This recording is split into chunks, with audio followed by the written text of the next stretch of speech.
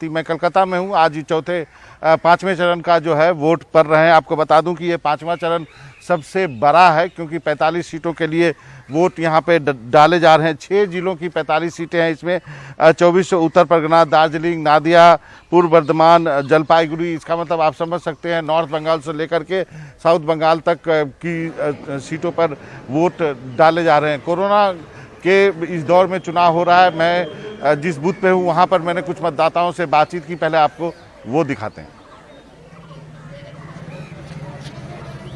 मैं विधाननगर विधानसभा क्षेत्र में हूँ। आप देख सकते हैं कोरोना प्रोटोकॉल को किस ढंग से यहाँ पे फॉलो किया जा रहा है। सैनिटाइजर है और ग्लव्स भी जो वोट डालने आ रहे हैं उनको दिया जा रहा है। और सबसे बड़ी बात है कि सब लोगों ने मास्क लगाया हुआ। मास्क बहुत जरूरी है सर। जी जी जी, ऑफ कोर्स। जिस तरीके से कोरोना आपका बढ़ रहा है अभी सेकेंड फेज में, तो ये तो ज़्यादा जरूरी है। प्रिकॉशन तो रखना ही होगा। तो आप उम्मीद करते हैं कि सब मास्क लगा के आए? हाँ, डेफिनेटली। और अच्छी बात है कि सभी लोगों ने मास्क लगाया हुआ है। जी सर, कोरोना भी फैल रहा है, चुनाव भी हो रहा है, मास्क बहुत जरूरी है। सेफ्टी मेजरमेंट तो रखना ही होगा। देखिए आपका sanitiser, mask with gloves, everything रखा हुआ है। सेफ्टी मेजरमेंट तो लेना ही होगा ना। ये अच्छी बात है कि आप देख सकते हैं लाइन में जितने भी लोग लगे हैं सबने मास्क पहना हुआ है, सबके हाथ में ग्लव्स है। तो जिस पेंडेमिक के दौर में ये जो चुनाव हो रहा है, भारत भी एक तरह से पहली बार सीख रहा है। सर, अच्छी बात है कि अधिकतर लोग मास्क पहने हैं यहाँ पे। यस सर, नेसेसरी है। कोरोना से बचने के लिए ये जरूरी है, लेकिन चुनाव भी जरूरी है। चुनाव भी जरूरी है, इसलिए सब कोई मास्क पहने हैं, ग्लव्स पहने हैं, सभी पहने हैं। और जो रैली हो रही है ये सब अच्छा हो रहा है कि आप चाहते हैं कि रैली भी कर्टेल किया जाए, रोड शो भी हो रहा है? इलेक्शन कमिश्नर को बोलिए ये बात। ऑल पार्टी अनाउंस्ड कि 3 फेज को एक में कर देना चाहिए, बट दे आर टेलिंग हमारे पास कोई प्रपोजल नहीं है sir. And they are telling हम प्रोटोकॉल कर रहे हैं, कोरोना प्रोटोकॉल। जी, रैलीज हो रही है मैम, रोड शो हो रहे हैं, ये सब तो होता रहेगा, पार्ट ऑफ इलेक्शन। अच्छी बात है कि सबने मास्क पहना है। हाँ, मास्क पहना है, किंतु रैली हमारा पसंद नहीं है। नहीं होना चाहिए। नहीं होना चाहिए, बचना चाहिए। क्योंकि जो सेकंड वेव है वो बहुत खतरनाक है। बचने के लिए ही बहुत अच्छा रहता है कि रैली, इतना बड़ा रैली करते हैं, वहाँ पे इतने लाखों लोग आते हैं, उसमें कितने लोग मास्क पहनते हैं, कितने नहीं पहनते हैं, उससे और ज्यादा इन्फेक्शन होता है। बोल रहे हैं ये रैली हमका पसंद नहीं है। तो आपने देखा कि ये जो सबसे बड़ी बात है कि जितने भी लोग हैं लाइन में लगे हुए हैं वो एक तरह से आप कह सकते हैं सब नॉर्म्स फॉलो कर रहे हैं। मास्क है सर, ये बहुत जरूरी है और अच्छी बात है कि सभी लोग इसका पालन कर रहे हैं। हाँ, ये तो जरूरी है बहुत। जी, प्रायोरिटी इसी का है कि मास्क तो अपने सेफ्टी के लिए है। हाँ, तो वोटिंग के साथ साथ में वो भी देना जरूरी है, लेकिन ये फर्स्ट प्रायोरिटी रहेगा। ये फर्स्ट प्रायोरिटी रहेगा। मास्क बहुत जरूरी है। चुनाव भी जरूरी है, लेकिन चुनाव की जगह मास्क भी जरूरी है। जी, has to be. It is a social responsibility for us. It is very important for us. जी। आप भी लगे हैं लाइन में? नहीं, मेरा हो चुका है वोट। हाँ। वोट कर दिया है? यस। तो सब अच्छी व्यवस्था है, सैनिटाइजर है, वो सब चीज़ है। तो आपने देखा यहाँ पर ये अच्छी खासी लाइन है, सुबह अर्ली आवर्स है, यहाँ पे वोट डाले जा रहे हैं। और सबसे अच्छी बात लगी है कि सभी लोग इस बात को मानते हैं कि जो पेंडेमिक के इस दौर में जब यहाँ पे चुनाव हो रहा है वहाँ पर ये सारे मास्क जो है, सैनिटाइजर वगैरह सारे नॉर्म्स फॉलो किए जाने चाहिए। कुछ लोगों ने कहा कि रैलियों पे भी प्रतिबंध लगे। क्यों हो रहे हैं रैली? क्योंकि वो भी एक हॉट स्पॉट बन सकते हैं। क्यों हो रहे हैं रोड शो? तो अलग अलग लोगों की अलग अलग राय है और सब लोग जो है एक प्रिकॉशन ले रहे हैं, ये अच्छी बात है। कैमरामैन राकेश के साथ मनोरंजन भारती, एनडीटीवी इंडिया के लिए। तो यहाँ पर आपने मनोरंजन भारती बाबा की रिपोर्ट देखी। सिलीगुड़ी में मौजूद है हमारे सहयोगी मनीष कुमार। सिलीगुड़ी की सीट भी काफी इंटरेस्टिंग हो जाती है क्योंकि यहाँ पर जो है टीएमसी और बीजेपी का मुकाबला कड़ा देखने को मिल रहा है। वोटर्स क्या सोचते हैं, मनीष कुमार ने बात की, आइए सुनते हैं। हम फिलहाल सिलीगुड़ी के एक मतदान केंद्र पर हैं। यहाँ पर लोग बड़ी संख्या में, वो चाहे पुरुष हो महिला, वोट डालने के लिए आए हैं। बंगाल में भी जो कोरोना की मरीजों की संख्या है वो अब 6000 से ऊपर हो रही है। सर, ये बताइए, आप लोग कोरोना का डर इस बार नहीं है? कोरोना का बिल्कुल डर है। कोरोना से डरते हुए अभी वोट देने आना पड़ रहा है, क्योंकि वोट देना भी तो जरूरी है। मुद्दा क्या है इस बार? मुद्दा तो डेवलपमेंट है, प्रगति। आप लोगों को क्या कोई डर नहीं है? डर तो है सर। हाँ, डर तो है, लेकिन वोट डालना जरूरी है। क्या ठीक है? कोरोना का कोई डर वर है कि नहीं? ना, क्या डर करेंगे? डर कर लेता पेटेर खावा हो भी ना। कोई डर नहीं है। हाँ, कोई डर नहीं है। कोई ये नहीं है। नहीं है। दादा आपको मास्क नहीं है? कोरोना का डर है, लेकिन घुटना नागरिक तक प्रयोग करना पड़ेगा और जरूरी है। सोशल डिस्टेंस करना पड़ेगा। यहाँ पर एक सबसे अच्छी बात यह है कि अधिकांश लोग जो है मास्क पहन रहे हैं, तो आप कह सकते हैं कि ये एक अच्छी बात है कि लोगों में मैडम कोरोना का डर है कि नहीं है? कोई डर नहीं है। बहुत है, डरते हैं बहुत, लेकिन ये तो गणतंत्र का उत्सव है, ये तो देना ही पड़ेगा। क्या मैडम? डर तो है, मगर अच्छे नेता को चुनने के लिए तो आना ही पड़ेगा ना। तो हमारे साथ दो वरिष्ठ पत्रकार भी जुड़ गए हैं। केडी पार्थ साहब हैं और सुबीर भौमिक साहब हैं। सबसे पहले केडी पार्थ साहब, आपसे मेरा सवाल है, ये जो 5वां फेज है ये काफ़ी महत्वपूर्ण है। 45 सीटें हैं, अभी तक जो चुनाव हुए थे उसमें से बड़ा फेज है और पूर्वी बंगाल से लेकर के नीचे तक हर जगह चुनाव हो रहे हैं। कि आपको क्या लगता है कि यहाँ पर किसको अच्छा करना चाहिए, क्योंकि दोनों पार्टियों ने अपनी पूरी ताकत झोंक दी है? जी सर, ये अभी जो 5वें फेज का चुनाव है, तो देखा जाए ये फेज ही तय कर देगा कि पश्चिम बंगाल की सत्ता पर कौन काबिज होगा, क्योंकि लगभग 180 सीटों का तब तक मतदान हो चुका होगा। और अभी जो 5-6 जिलों में जो चुनाव हो रहे हैं, तो ये एक तृणमूल का गढ़ माना जाता है। यदि 2016 के हम परिणाम को देखें तो अभी तृणमूल एक गढ़ है और माना जाता है कि तृणमूल इन जिलों में बेहतर करेगी। वैसे उत्तर 24 परगना के कुछ जिले में कुछ क्षेत्र पर भाजपा अपनी वो पकड़ मजबूत साबित कर रही है, लेकिन देखा जाए कि वो कितना परिणाम उनके पक्ष में आता है। लेकिन अभी स्थिति तो यही बता रही है कि उत्तर 24 परगना हो या नदिया हो या पूर्व वर्धमान हो और ये या फिर आपका जलपाईगुड़ी हो, इन सब जिलों में तृणमूल की अच्छी पकड़ है और ये बेहतर परिणाम करने के लिए ये जोर से लगे हुए भी हैं। सुबीर जी, यहाँ मैं आपसे समझना चाहूंगी। सुबीर भौमिक साहब हैं, सुबीर भौमिक साहब जुड़े हुए हैं। सुबीर भौमिक साहब, जो इलेक्शन कमीशन ने कहा है कि शाम के 7 बजे से लेकर सुबह के 10 बजे तक प्रचार नहीं होगा, तो इसका मतलब यह है कि दिन में इतनी गर्मी पड़ती है, दिन में तो प्रचार होता नहीं है। तो एक तरह से कहें प्रचार का दौर खत्म हो गया है पश्चिम बंगाल चुनाव में। नहीं, ये इलेक्शन कमीशन का रवैया हमको आज तक समझ में नहीं आया। ये जो इस बार का इलेक्शन कमीशन, एक तो ये 8 चरण में चुनाव, कोई जरूरत नहीं था।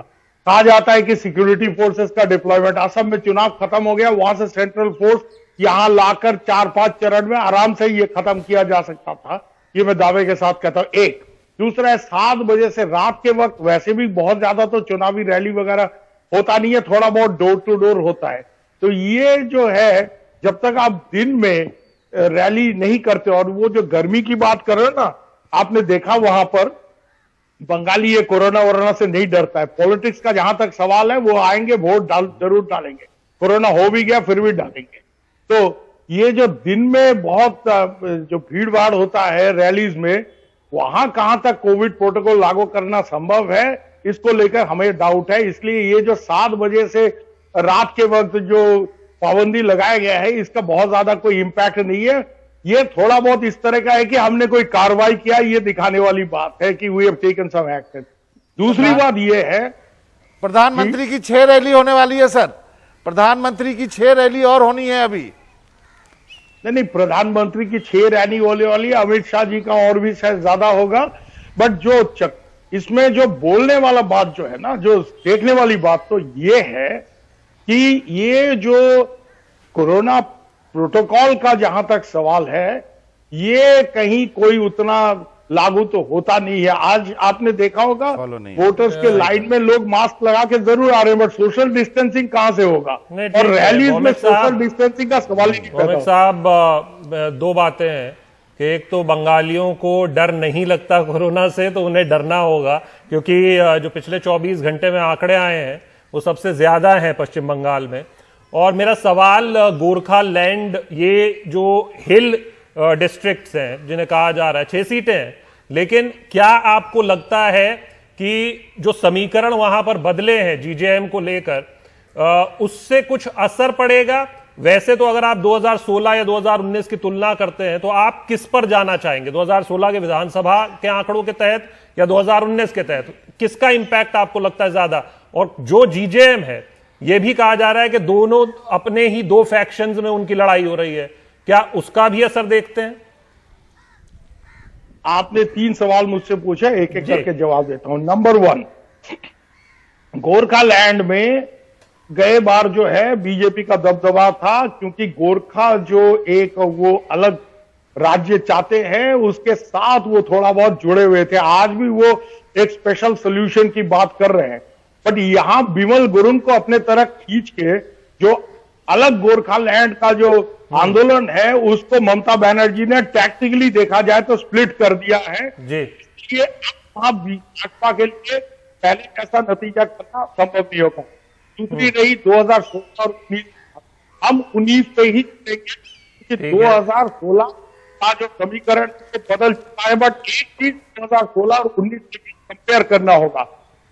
ये है 2016 का ममता बनर्जी वाम मोर्चा को अपना खास दुश्मन मानती और बीजेपी को 19 के बाद वो क्या है। थोड़ा आपके ऑडियो में दिक्कत आ रही है, उसको हम ठीक करने की कोशिश कर रहे हैं। यहाँ पर केडी पार्थ भी हमारे साथ है। केडी पार्थ जी, आपसे समझना चाहेंगे, यहाँ पर अभी तक हम देख रहे थे जितने चुनाव जो चरण हुए हैं उसमें कांग्रेस जो है वो प्रचार करती नजर आई नहीं है। इस बार राहुल गांधी प्रचार करते हुए नजर आए हैं। कांग्रेस का, लेफ्ट का और आईएसएफ का जो गठबंधन है इस चरण में और बाकी के चरण में क्या प्रभाव देखते हैं आप? 10 सीटें थी 2016। हाँ, 2016 में लेफ्ट और कांग्रेस। भारती जी, एक लाइन में इसमें और जोड़ दे रहा हूं कि 12 सीटों पर संयुक्त मोर्चा इस 45 में से नहीं लड़ रहा है, तो उसको भी इसी में ही अपने जवाब में इंक्लूड कर दीजिए।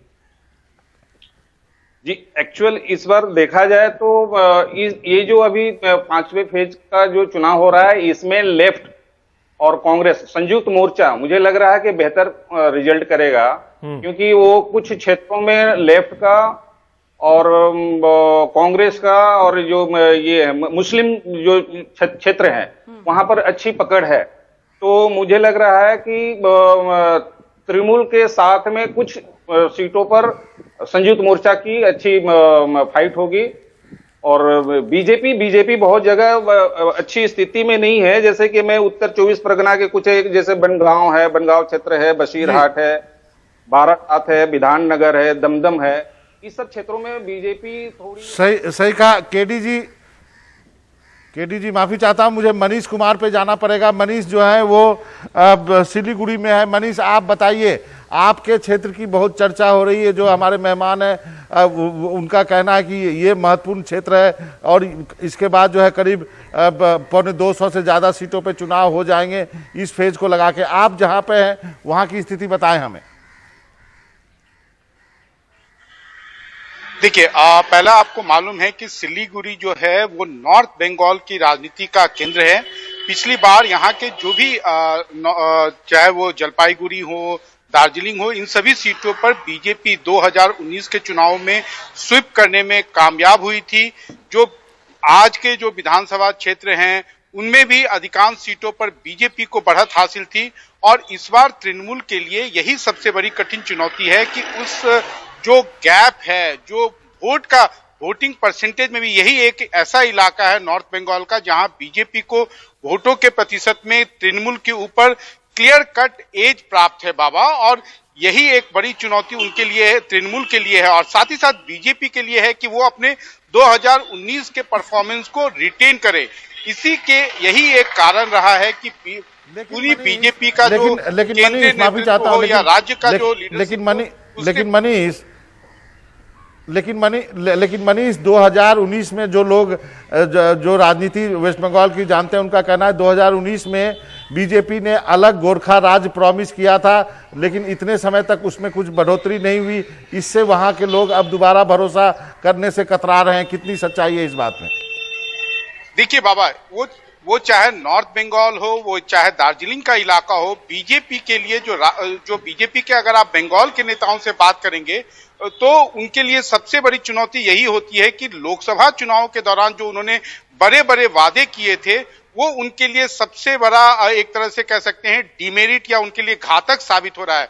खासकर अगर आपको याद हो तो दार्जिलिंग में जब केंद्रीय गृह मंत्री अमित शाह सभाएं कर रहे थे तो उन्होंने वादा किया कि एनआरसी में किसी भी जो नेपाली व्यक्ति है उसको उसका नुकसान नहीं उठाना पड़ेगा। मतलब पूरी बीजेपी का जो नेतृत्व है वो चाहे वो अमित शाह हो या प्रधानमंत्री नरेंद्र मोदी, उनको काफी ज्यादा फायर फाइटिंग करना पड़ा, काफी ज्यादा डैमेज कंट्रोल करना पड़ा और ममता बनर्जी ने यहाँ पर काफी एग्रेसिव कैंपेन किया। लेकिन इसके बावजूद बीजेपी का जो स्थानीय नेतृत्व है, जो नॉर्थ बंगाल में जो नेता यहाँ पर उनका नेतृत्व कर रहे हैं, उनका कहना है कि इसके बावजूद चूंकि उनके पास एक संगठन है और तृणमूल बहुत ज्यादा यहाँ पर आक्रामक नहीं रह पाई, जिसके कारण उनका कहना है कि वो 2019 के परफॉर्मेंस को रिपीट कर पाएंगे।